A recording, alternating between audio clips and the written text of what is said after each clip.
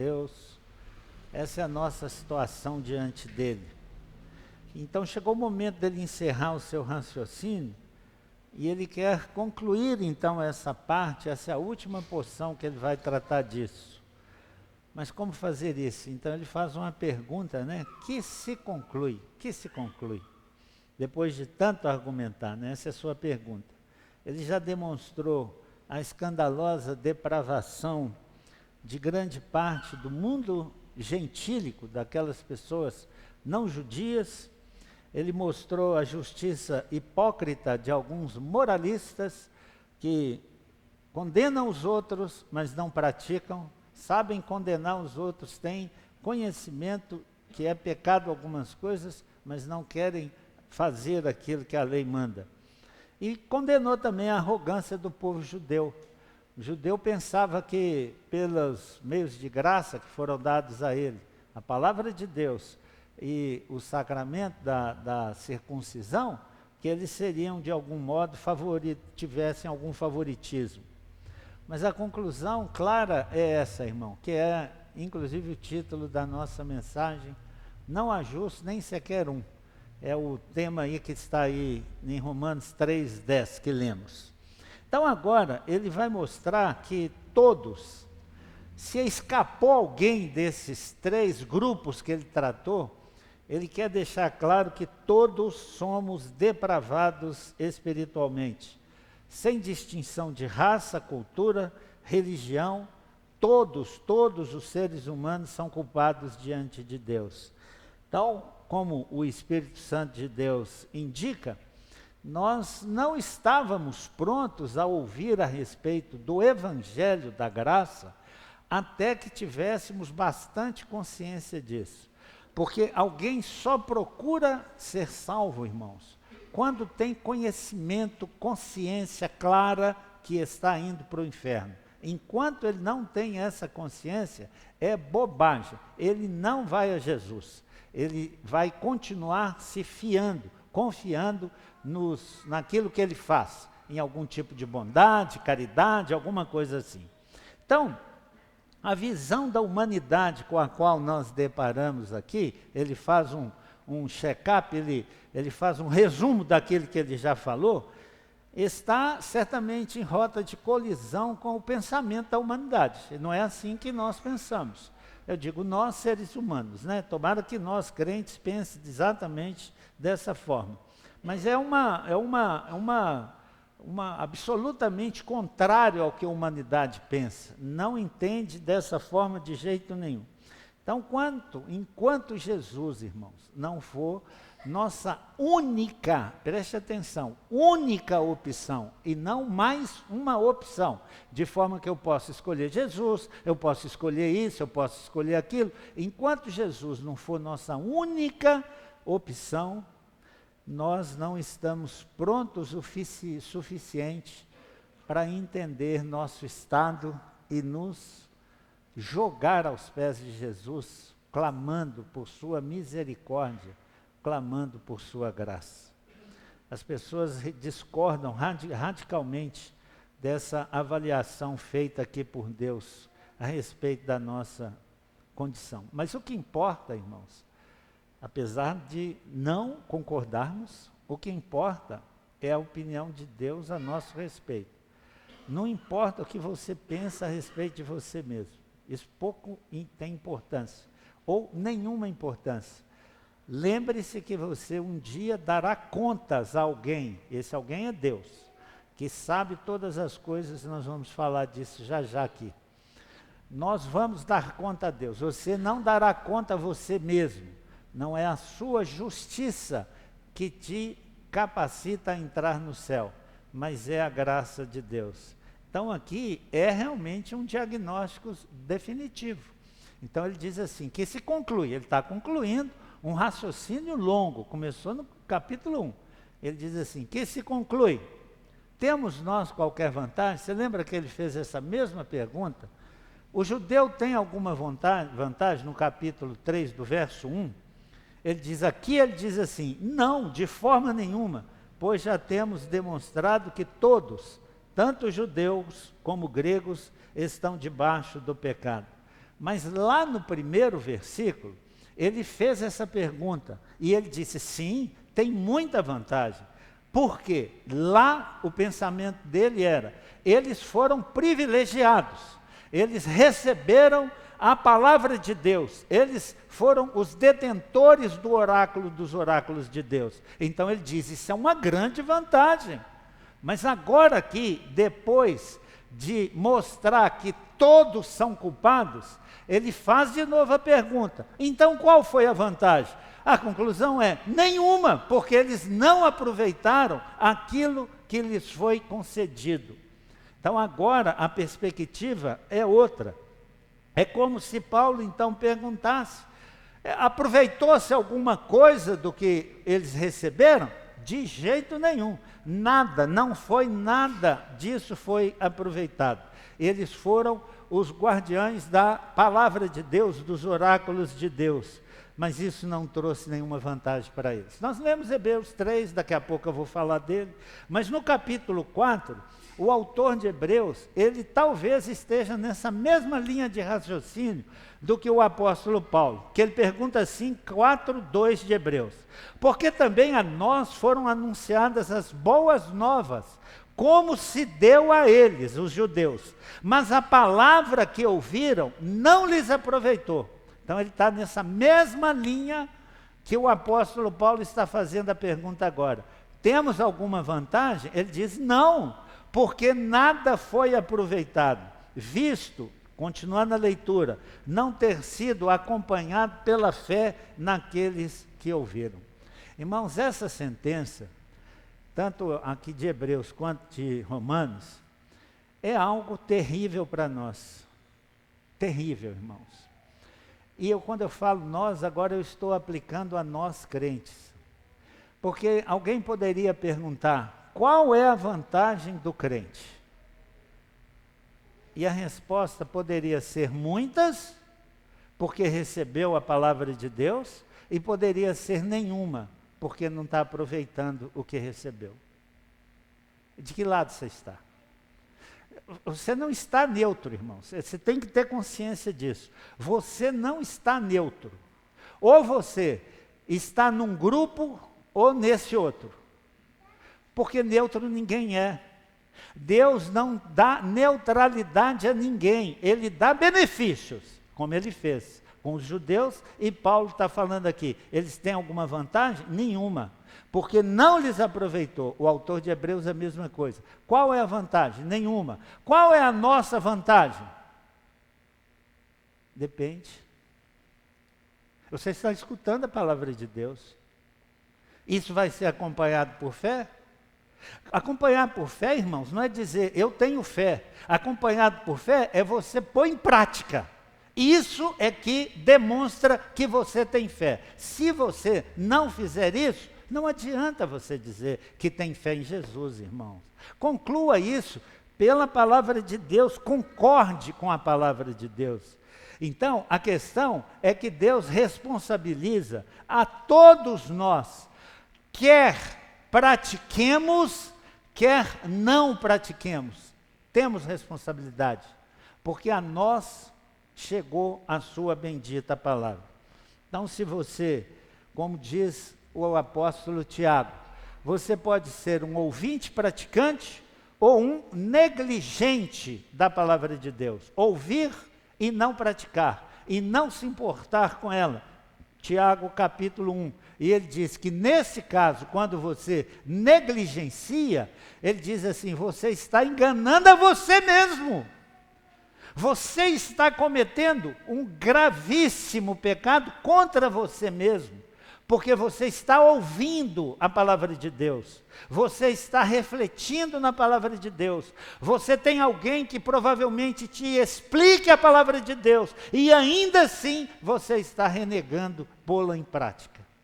Então ele diz, tenha cuidado com isso, irmão, porque você pode estar enganando a você mesmo. Paulo aqui, então ele está colocando todos nós debaixo do pecado. Então o que ele está se esforçando, irmãos, desde o capítulo 1, é para mostrar que o pecado não fez um arranhãozinho em nós. Ele destruiu completamente a nós todos. Olha a descrição que ele faz. Ele começa pela boca e chega nos pés. Todos os nossos órgãos foram danificados, então, pelo pecado. Então, não é algo que arranhou simplesmente na superfície. Então, é um peso imenso que está sobre nós.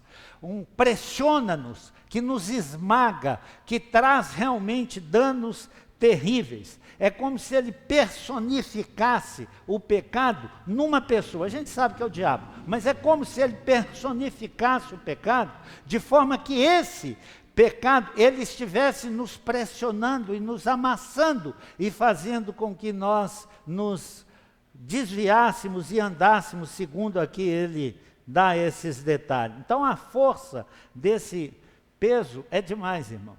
Outro dia eu falei aqui da espada de Damocles, e eu queria explicar isso hoje, porque Sproul, pastor Charles Sproul, ele faz uma aplicação extraordinária disso. Primeiro, lembrar que simboliza isso. Essa espada de Damocles simboliza então a constante ameaça e o perigo iminente que pairam sobre todas aquelas pessoas que tiveram algum privilégio. Então, onde surgiu essa expressão? Na mitologia grega, a história contada por um filósofo chamado Cícero, ele conta que esse Damocles, ele era ou vivia junto com um tirano chamado Dionísio de Siracura, Dionísio I de Siracura. E esse Damocles, ele falava muito desse Dionísio, querendo dizer que ele tinha um grande privilégio, desfrutava das benesses de ser um rei. Esse rei manda chamar então um dia Dionísio e fala com ele assim: nós vamos trocar de lugar. Você vai reinar por um dia e eu vou ficar no seu lugar um dia. Conta a lenda que durante um banquete, Dionísio manda colocar uma espada em cima da cabeça de Damocles. Enquanto ele comia, uma espada estava pendurada em cima da cabeça dele, segura por um fio de cabelo, por assim dizer. Ele perde o apetite, desiste de comer e pede para voltar à sua situação normal. Ele entendeu que toda responsabilidade, irmãos, ou todo privilégio, traz consigo grande responsabilidade. Então, nós somos privilegiados, irmãos. E é por isso que o pastor diz que nós estamos nessa situação de estar com essa espada de Damocles pendurada sobre nós. Somos super privilegiados. Deus nos elegeu, Deus nos deu o Espírito Santo, Deus nos deu a sua palavra, cuidou em detalhes de tudo que nós precisamos para viver vida tranquila nesse mundo. Mas isso tem uma grande responsabilidade. Nós não podemos errar nas nossas decisões, irmãos. Então, a moral da história é que alguns privilégios trazem, de fato, grandes responsabilidades e que a verdadeira felicidade não pode ser dissociada dessas responsabilidades. Se você quer, de fato, ser uma pessoa feliz e realizada como crente, você precisa ser crente. Você não pode ser meio crente. Você não pode ser meia boca, sabe? Continuar fazendo o que você acha que deve fazer. Ler a Bíblia com a interpretação que você quer dar à palavra de Deus. Deus não deu a palavra dele para ser julgada por você, nem por mim, nem por ninguém. Ele deu a palavra dele para nos instruir, para nos orientar. Então, assim, diante de Deus, nós estamos todos diante de um peso poderosíssimo do pecado e temos uma solução. A decisão é nossa, se nós vamos querê-la ou não. Mas o caso é que nós temos nos tornado, irmãos, inclusive os crentes, especialistas em negar a palavra de Deus. Nós não concordamos mais com as palavras de Deus. Eu falo isso aqui aplicando a mim, mas eu gostaria que todos refletissem sobre isso. Como é que você acha que, se fosse possível, claro que não é, mas se fosse possível, que o apóstolo Paulo, Pedro, Tiago, qualquer um deles, passasse uma semana em sua casa, andando com você ou comigo todos os dias, qual seria a conclusão dele no fim dessa semana? O que ele diria? Ele diria de nós: eu andei com um crente. Ou ele diria: eu andei com um embusteiro, com um mentiroso, que finge, que fala que é crente, mas não pratica a palavra de Deus. O que ele diria? Eu sei de mim, irmãos. Eu espero que você saiba de você, pelas suas atitudes. É isso que o apóstolo Paulo está aqui se esforçando para mostrar para nós. Que nós somos dependentes, necessitados, carentes da palavra de Deus. E que nós não podemos abrir mão dela de jeito nenhum. Porque uma pesada espada está pendurada sobre a nossa cabeça. Pronto a decepar-nos se nós falharmos nisso. Então, para sustentar essa afirmação da nossa condição, o apóstolo Paulo, ele não vai buscar na sua própria conclusão, preste atenção nisso, irmão.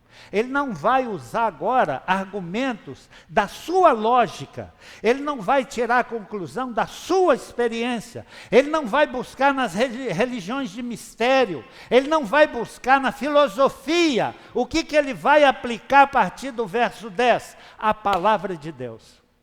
Ele fez uma aplicação. E agora ele vai mostrar pela palavra de Deus que isso não é brincadeira.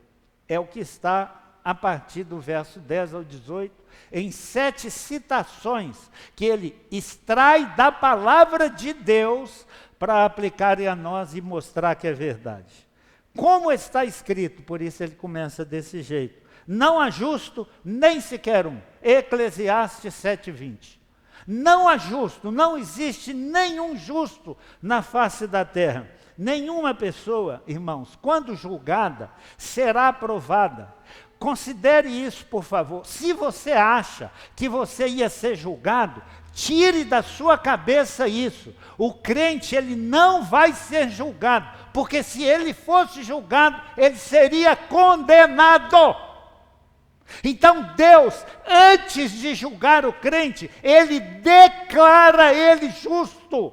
Aprenda isso. Você não vai ser julgado, porque se você for julgado, você vai ser condenado. Jesus, segundo o Evangelho de João, diz assim: quem nele crê, não é julgado. O que não crê, já está condenado. Compreende, irmão? Privilégio, você não vai ser julgado, porque jamais você, nem eu, nem homem nenhum, nem apóstolo Paulo, nem Tiago, nenhum homem na face da terra seria aprovado. Nenhum. Por isso Jesus disse: quem nele crê, quem crê em Jesus, não é julgado. O que não crê já está condenado. Por quê? Porquanto não crê no nome do unigênito Filho de Deus. Contudo, irmãos, nós continuamos achando que nós somos bons demais. Nós continuamos achando que nós temos vantagens e que não entendemos que esses privilégios nos traz grande responsabilidade diante de Deus. Que se Deus de fato nos elegeu, nós precisamos demonstrar isso nas nossas atitudes, não é por declaração. Então nós poderemos passar pelo crivo de Jesus apenas pelo sangue dele. Quando você pergunta, irmão, qualquer pessoa, faça a experiência, tente chegar perto de alguém e perguntar assim: você acha que você vai para o céu? Por que você acha que Deus deixaria você entrar no céu? Essa é uma pergunta do evangelismo explosivo. Quase todo mundo começa o evangelismo com essa pergunta. Todas as pessoas, eu já fiz isso inúmeras vezes, todas as pessoas dizem assim: mas eu sou uma pessoa muito caridosa, eu nunca matei, nunca roubei. Eu cometo algumas coisas erradas, eu sei disso, mas, olha, eu não fumo, não faço isso, não faço aquilo. O que a pessoa está alegando? justiça própria. Justiça própria. Todas as pessoas fazem isso, irmãos. Tomara que nós, crentes, não estejamos com essa consciência desse jeito, danificada já pelo pecado. Algumas pessoas têm a pretensão de que isso fosse verdadeiro, de que vai conseguir entrar no céu por isso. Para provar, irmão, a depravação, então, do ser humano, total depravação, Deus, ele orienta, instrui, inspira o apóstolo Paulo a não buscar em outro lugar, a não ser nas Escrituras. Que se conclui, e ele começa dizendo, como está escrito, está na palavra de Deus, esse é o julgamento de Deus. E saiba que você, eu e todos nós, se um dia formos dar satisfação, é a Deus que nós daremos. A partir de agora, ele vai apresentar 3 características que vão ressaltar esse quadro que ele falou, um quadro sinistro, que provoca em nós pavor, dor, tristeza e desalento. 3 características. A primeira delas, a ausência de Deus, dessa questão de todos terem se extraviado. Ele diz assim, verso 11, não há quem entenda, não há quem busque a Deus. A ausência de Deus. Verso 18, não há temor de Deus diante dos seus olhos. Irmãos, isso é muito mais do que uma afirmação categórica, de que as pessoas renunciam a Deus. É uma verdade, elas tendem a buscar afoitamente, decididamente o pecado. Todas as pessoas fazem isso, basta rejeitar Deus.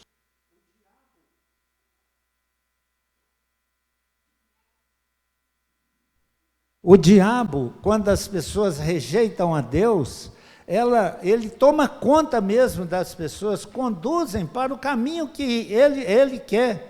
Então é assim que nós temos essas declarações aqui nas Escrituras, que mostram isso com clareza para nós. Então Deus escancara essa verdade diante de nós.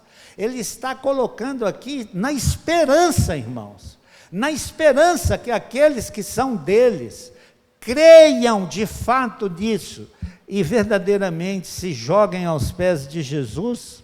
Mas o que é a prática comum nossa? Nós não experimentamos, como falei na última mensagem, contrição.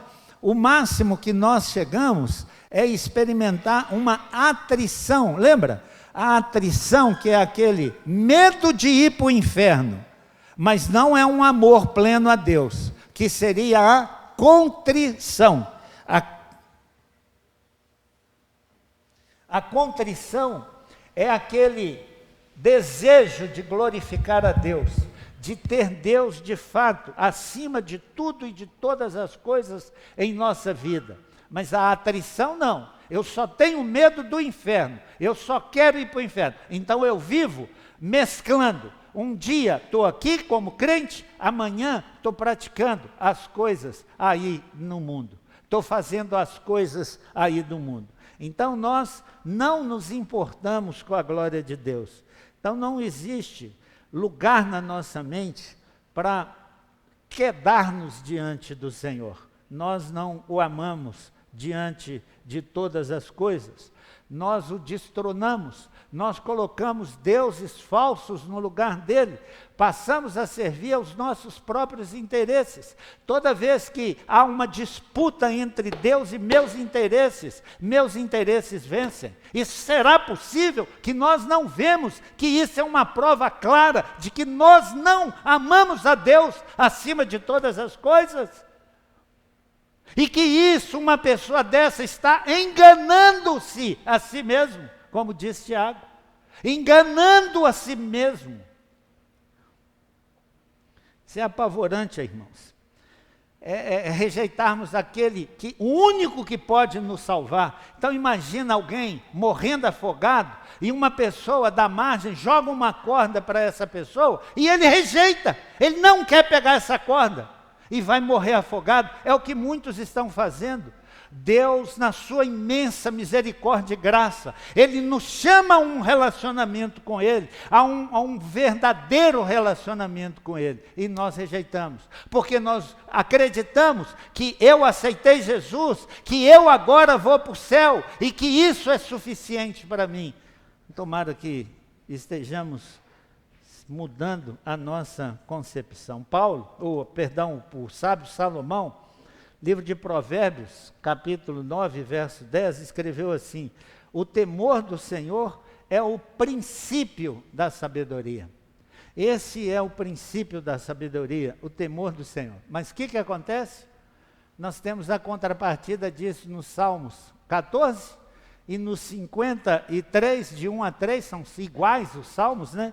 Onde Davi escreve assim: diz o insensato no seu coração. Olha, enquanto o temor do Senhor é o princípio da sabedoria, o insensato diz no coração: não há Deus. Ele diz isso: não há Deus. Corrompem-se e praticam abominação. Já não há quem faça o bem. Do céu olha o Senhor para os filhos dos homens, para ver se há quem entenda, se há quem busque a Deus. Todos se extraviaram e juntamente se corromperam. Não há quem faça o bem, não há nenhum sequer. Essa é a realidade, irmãos, que pode ser da nossa vida. Se nós não prestarmos atenção, se nós não formos julgados pela palavra de Deus, se nós não dermos ouvidos à palavra de Deus na nossa vida, nós corremos esse risco de estarmos nos extraviando, de não querermos nos submeter à palavra do Senhor. Criamos um outro Deus. Nós não buscamos o Deus da Bíblia, mas nós dizemos que estamos buscando a Deus. Qual é esse Deus? Um Deus que eu criei, que aceita-me da forma que eu sou. Eu posso continuar praticando meus pecados, porque Deus vai me aceitar. Será que vai mesmo, irmãos? Cuidado, nós não chegamos ainda ao final da nossa jornada aqui nesse mundo, não. Então, é claro que mediante a graça comum, coisas extraordinárias estão acontecendo nesse mundo. Contudo, o que o apóstolo Paulo quer mostrar é que espiritualmente e não racionalmente, todos nós estamos depravados. Isso fala contigo, irmão. Isso diz respeito a você. Essa é a primeira característica daquelas pessoas que estão nesse estado. Mas a segunda característica que provoca pavor, dor, tristeza e desalento é a natureza destruidora do pecado. Paulo, ele mostra a capacidade que o pecado tem de infestar nossas vidas e destruir tudo aquilo de bom que Deus nos deu. Citações de vários salmos, de Isaías 59, 7, se alguém precisar depois eu passo, mas ele diz assim, do verso 13 ao 17, a garganta deles é sepulcro aberto. Olha como é que ele vai pegando os órgãos e mostrando o estado do homem corrompido pelo pecado. Com a língua urdem engano, veneno de víbora está nos seus lábios. A boca eles a têm cheia de maldição e de amargura. São os seus pés velozes para derramar sangue. Nos seus caminhos há destruição e miséria. Desconheceram o caminho da paz. Então, o pecado, irmãos, ele apoderou-se de nós. Então, repito, não pense que foi algo que arranhou simplesmente o nosso bracinho e fez uma feridinha. Ele nos destruiu completamente. Razão, emoção e vontade. Nós não pensamos corretamente, a nossa razão procura as coisas erradas. Nós não temos emoções dignas, nós nos amamos as coisas erradas, nós nos encantamos pelas coisas erradas. E a vontade, nós não dominamos a nossa vontade, ela é inclinada para o mal e nós cedemos a essas vontades erradas. Esse é o estado do homem que Paulo coloca aqui. Então essa listagem, irmãos, ela é intencional. ela está extraída, repito, da palavra de Deus. Não é uma conclusão dos lábios, da mente de Paulo. Então ele fala dos lábios, bocas, pés e da miséria que é andar por esses caminhos. Então, através dele, Deus nos deu para que nós o glorificássemos. Boca, garganta, olhos, língua, cantarmos louvor, bendizermos ao Senhor, os pés para fazer o bem, caminhar, buscar a glória de Deus, mas nós não usamos para isso, nós usamos para o mal. Jesus, ele disse assim aos fariseus: ai de vós, escribas e fariseus hipócritas, porque sois semelhantes aos sepulcros caiados, que por fora se mostram belos, mas interiormente estão cheios de ossos, de mortos e de toda a imundícia.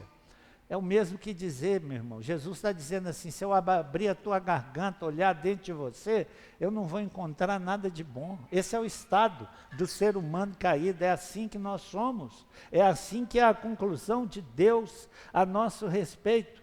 Veneno de víbora tem na nossa boca, a nossa língua destrói a reputação dos outros, fala mal das pessoas, destrói emoções, corrói pessoas. É esse o ser humano hoje, irmãos. E nós não nos damos conta disso? E você há de me dizer que isso não acontece dentro das igrejas? Que as pessoas não falam mal uma das outras? Que as pessoas não destroem o moral das pessoas umas das outras? Você é capaz de me dizer isso? Esse é o nosso estado, irmãos. Por que que nós não corremos para os pés de Jesus? Nós precisamos tanto dele quanto todas as outras pessoas. Nós falamos blasfêmias às vezes. Você já esteve com um crente que fala palavrão? Não estou falando escapulir, não. Estou falando aquele que tem prática de falar palavrão. É possível isso, irmãos? Mas nós temos hoje crentes com essa prática de falar palavrão. Que coisa mais ridícula! Mas é assim que nós hoje estamos vivendo e achando que está todo mundo certo, que está todo mundo indo para o céu. Então não é apenas escapulir algumas palavras. Jesus disse que o homem bom, Lucas 6,45, do bom tesouro do coração tira o bem, e o mal, do mau tesouro tira o mal, porque a boca fala do que está cheio o coração. Então isso é uma questão só de revelar o que está dentro de uma pessoa. Quando ela fala, não é algo que escapuliu, ela revelou aquilo que está no coração dela. Então nós precisamos dar atenção a isso, irmãos, e correr mesmo para os pés de Jesus. Mas o que ele coloca? Desconheceram o caminho da paz. Jesus é a paz, Jesus é o Senhor, mas as pessoas estão desconhecendo esse Senhor, esse caminho da paz. Então a característica terceira aí, e ele diz que pode despertar, né, pavor, dor, tristeza e desalento, é a universalidade do pecado. Verso 12 ele diz assim: todos se extraviaram, a uma se fizeram inúteis, não há quem faça o bem, não há nenhum sequer. Querido, você não está fora disso não. Se você pensava que você estava fora disso, você não está fora disso não. Não há quem faça o bem, não há nenhum sequer. Eu, você e toda a humanidade está encerrada debaixo desse pecado, debaixo dessa espada de Damocles, no nosso caso, que nós temos a palavra de Deus. Não há nenhum sequer. Irmão, só teve um justo na terra, que é Jesus. Então o homem mais nobre, o mais instruído, o mais filantrópico, o mais caridoso, o pensador, o gênio, todos eles estão debaixo dessa condenação de Deus. Todos se extraviaram, não há nenhum sequer. Nós sabemos que tudo começou lá no livro de Gênesis, quando Deus deu uma ordem, um aviso. ele disse, não coma do fruto, essa foi a ordem, super racional. E o aviso, porque senão você morre. O homem comeu. Depois em Ezequiel, ele reforça isso e diz assim, 18:4 de Ezequiel, eis que todas as almas são minhas, como a alma do Pai, também a alma do Filho é minha. A alma que pecar, essa morrerá. Todos nós pecamos. E por fim, o apóstolo Paulo conclui assim em Romanos, portanto, assim como por um só homem entrou o pecado no mundo, e pelo pecado a morte, assim também a morte passou a todos os homens, porque todos pecaram. Você quer saber se tem alguém que escapa dessa condenação, irmão? Você quer saber se há algum justo na terra? Veja se vai alguém ficar sem morrer. Essa é a conclusão, irmãos. Todos nós morreremos, todos nós experimentaremos a morte. Por quê? Porque todos pecaram e todos estão debaixo dessa condenação. Todos nós morremos. Essa é a maior prova da universalidade do pecado. Então, no verso 19, já indo para a conclusão, ele diz assim, ora, agora ele vai fazer uma aplicação. Sabemos que tudo o que a lei diz, aos que vivem na lei o diz, para que se cale toda a boca e todo mundo seja culpável perante Deus. Então, aquilo que ele começou lá no capítulo 1, ele veio fazendo exposição, aplicando, e agora ele está fazendo uma conclusão. Ele está fazendo uma transição para a graça. Ele vai fazer uma transição para mostrar então a graça de Deus em Jesus. Mas antes ele diz assim, ora, o que a lei diz é para aqueles que estão debaixo da lei. Acontece, irmãos, que a lei, ela só aponta o pecado. Ela não pode salvar. Ela só te mostra aonde você está errando, mas ela não pode fazer nada para te salvar. A lei foi dada para nos dar consciência do nosso pecado, para nós darmos consciência de que estamos condenados.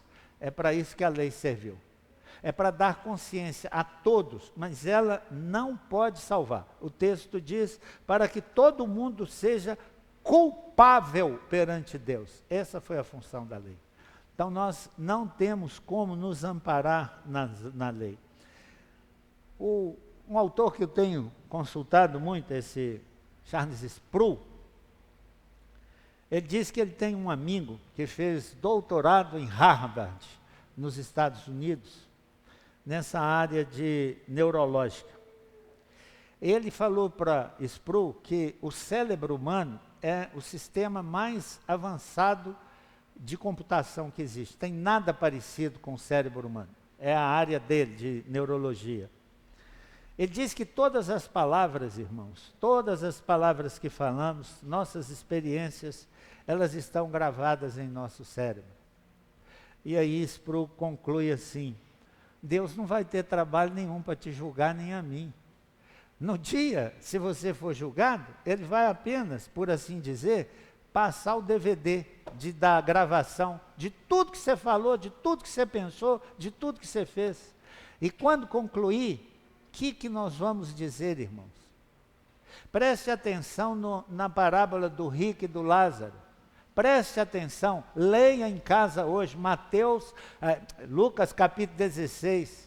Vê o homem que foi para o inferno, que ele não pede para sair do inferno.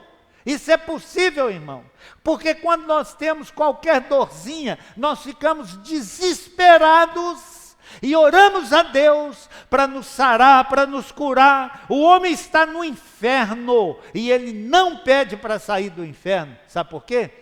Porque todos são culpáveis diante de Deus.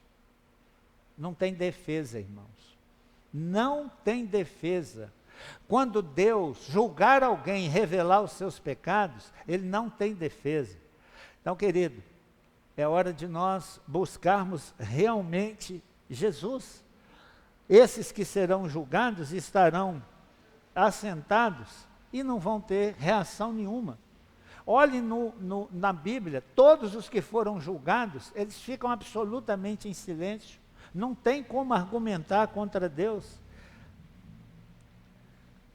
O tempo é agora, irmãos. 2 Coríntios 6:1. E nós, na qualidade de cooperadores com Ele, também vos exortamos a que não recebais em vão a graça de Deus.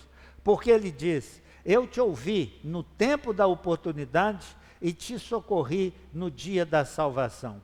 Eis agora o tempo sobremodo oportuno, eis agora o dia da salvação. O tempo da graça é agora, irmão. Se você aproveita, aproveite agora.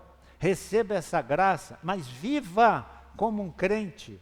Viva como um crente. Não tente fazer um pé lá e outro cá. Não fique manquetolando, achando que você consegue enganar Deus, porque você não consegue. Você não é mais forte e nem mais sábio que Ele. Então, tome a decisão. É para ser crente? Que seja crente, mas não viva com um pé aqui e outro lá.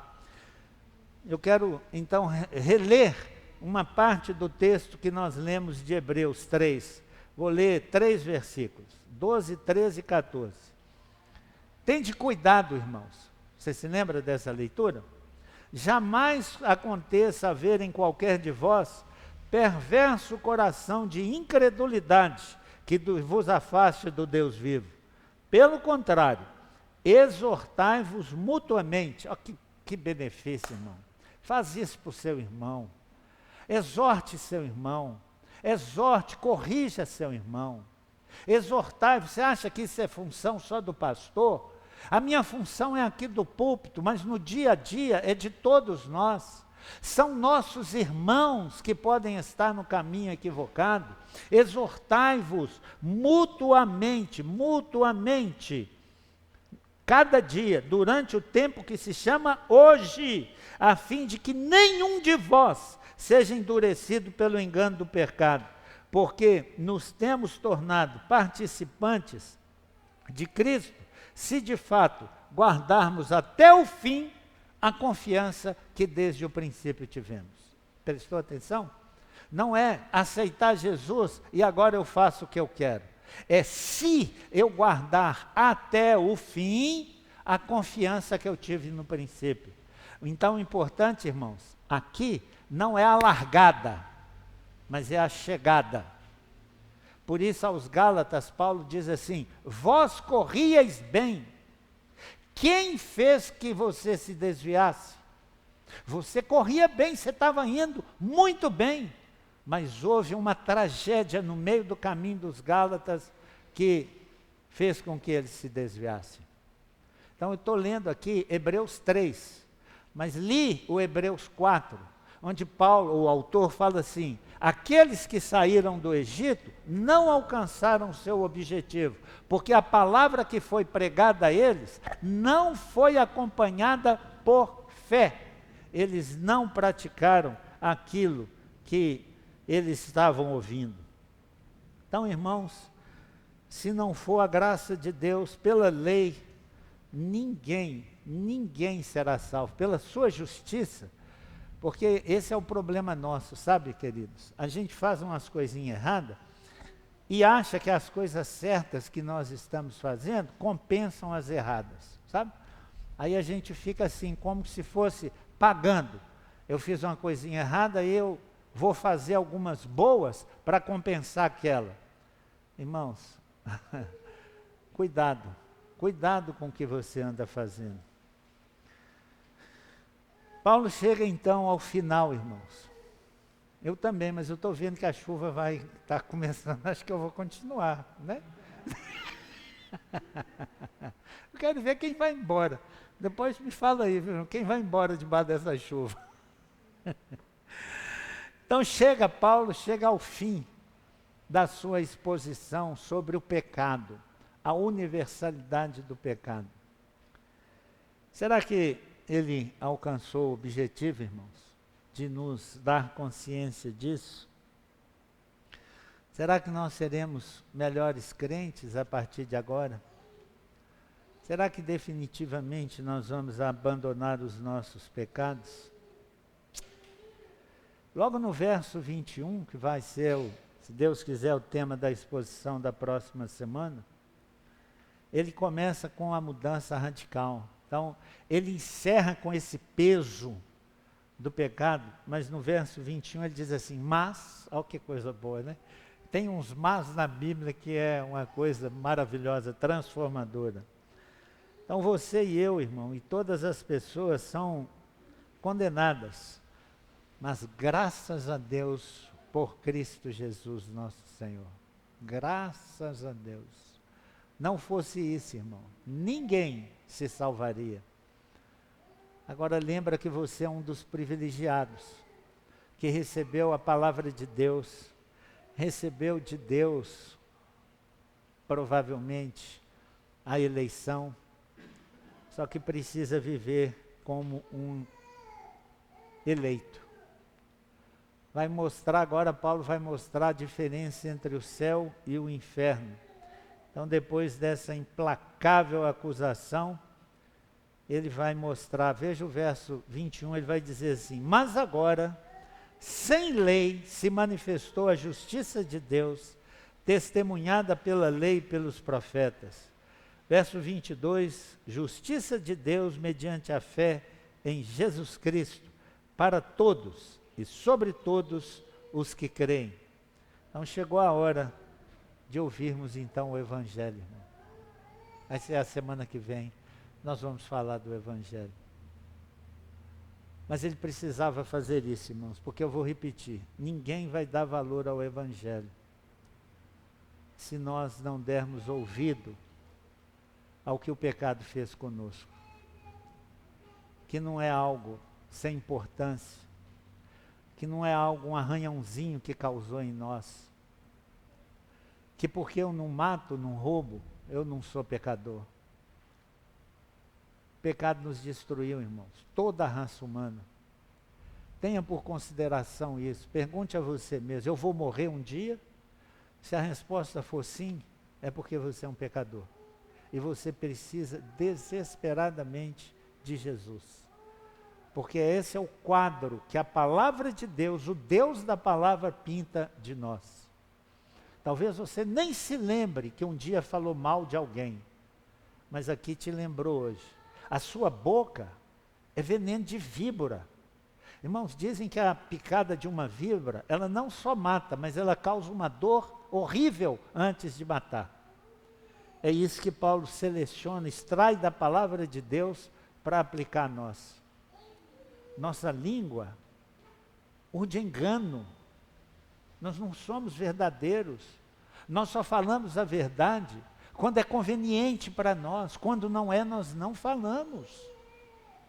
Que coisa terrível, irmãos. Que situação terrível.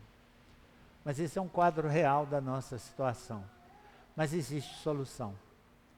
Graças a Deus por nosso Senhor Jesus Cristo. Podemos e temos então agora condições de apreciar as boas novas, porque já temos consciência do que o pecado causou em nós.